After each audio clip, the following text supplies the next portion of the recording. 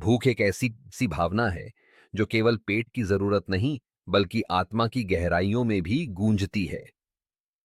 जब हम भूखे होते हैं तो सिर्फ खाना नहीं बल्कि प्यार, देखभाल और सुरक्षा की भी तलाश करते हैं। यह एक ऐसी स्थिति है जो हमें कमजोर नहीं बल्कि हमारे भीतर की ताकत को उजागर करती है। सोचिए, जब कोई व्यक्ति 2 दिन से केवल पानी पीकर जी रहा हो तो उसकी मानसिक स्थिति क्या होगी। लल्लू की कहानी हमें यही सिखाती है।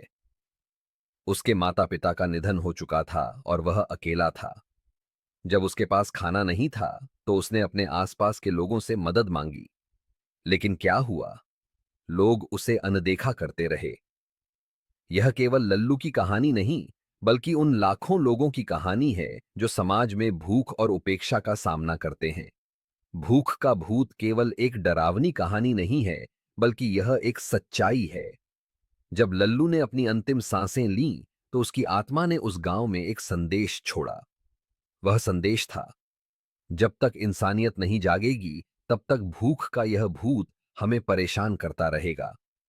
गांव के लोग जब लल्लू की समाधि बनाते हैं तो वे केवल एक व्यक्ति को नहीं बल्कि उस भावना को सम्मानित कर रहे हैं जो भूख के कारण मरी थी। यह एक चेतावनी है कि हमें एक दूसरे की मदद करनी चाहिए ताकि कोई भी भूखा न रहे। भूख केवल एक शारीरिक आवश्यकता नहीं है बल्कि यह एक पुकार है।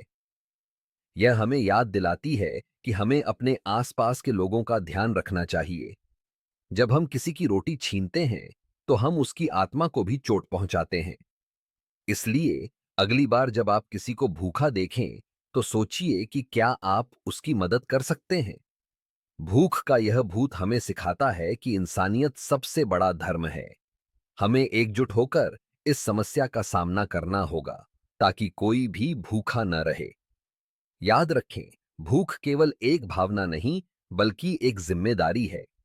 हमें एक दूसरे का साथ देना चाहिए ताकि हम सब मिलकर एक बेहतर समाज बना सकें।